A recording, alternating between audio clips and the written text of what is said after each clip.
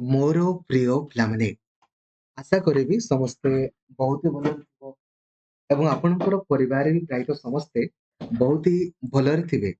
ଯେମିତିକି ଆପଣ ଜାଣିଥିବେ ଯେ ଏସଏସବି ଟିଜିଟିର ଅଲରେଡି ଆପଣଙ୍କର ମେରିଟ ଲିଷ୍ଟ ପବ୍ଲିଶ ହେଇଯାଇଛି। ଆପଣ କେମିତି ଆପ୍ଲିକେସନ ଫର୍ମ ଫିଲଅପ କରିବେ, ୱାନ୍ ସ୍ପାଉସ ସାର୍ଟିଫିକେଟ କେମିତି ଫିଲଅପ କରିବେ, ଡିଟେଲ ଭିଡିଓ ଅଲରେଡି ମୁଁ ଆପଣଙ୍କ ପାଇଁ ବନେଇ ଦେଇଛି, ରାଇଟ? ତ ତାକୁ ଆପଣ ମାନେ ଦେଖିଦେବେ। ଏବେ ଯୋଉମାନଙ୍କର ଆପ୍ଲିକେସନ ଫର୍ମ ନାହିଁ, ଠିକ ଅଛି, ଆପ୍ଲିକେସନ ଫର୍ମ ଆପଣଙ୍କର ନେବା ପାଇଁ ପଡିବ। ତ ମୁଁ ଆପଣଙ୍କୁ ଭିଡିଓର ଡେସ୍କ୍ରିପସନରେ ଡାଇରେକ୍ଟଲି ଲିଙ୍କ ଦେଇଦେବି। ସେ ଲିଙ୍କରେ କ୍ଲିକ୍ କରିକି ଡାଇରେକ୍ଟଲି ଆପଣ ଆପ୍ଲିକେସନ ଫର୍ମକୁ ଡାଉନଲୋଡ କରିପାରିବେ।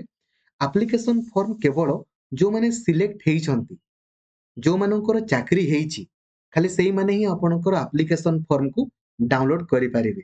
ଏଡମିଟ କାର୍ଡ ଆପଣଙ୍କର ସମସ୍ତେ ଡାଉନଲୋଡ କରିପାରିବେ। ତ ଯୋଉମାନେ ବି ଆପଣଙ୍କର ସିଲେକ୍ଟ ହେଇଛନ୍ତି, ଆପଣମାନେ ନିଜର ଏଡମିଟ କାର୍ଡକୁ ବି ଡାଉନଲୋଡ କରିଦିଅନ୍ତୁ, ଆପ୍ଲିକେସନ ଫର୍ମକୁ ବି ଡାଉନଲୋଡ କରିଦିଅନ୍ତୁ। ଆଉ ଯୋଉମାନଙ୍କର ସିଲେକ୍ଟ ହେଇନାହିଁ, ସେମାନେ ନିଜର ଏଡମିଟ କାର୍ଡକୁ ଆପଣଙ୍କୁ ଡାଉନଲୋଡ କରିକି ନିଜର ରୋଲ ନମ୍ବରକୁ ଚେକ୍ କରିଦେଇ ପାରିବେ।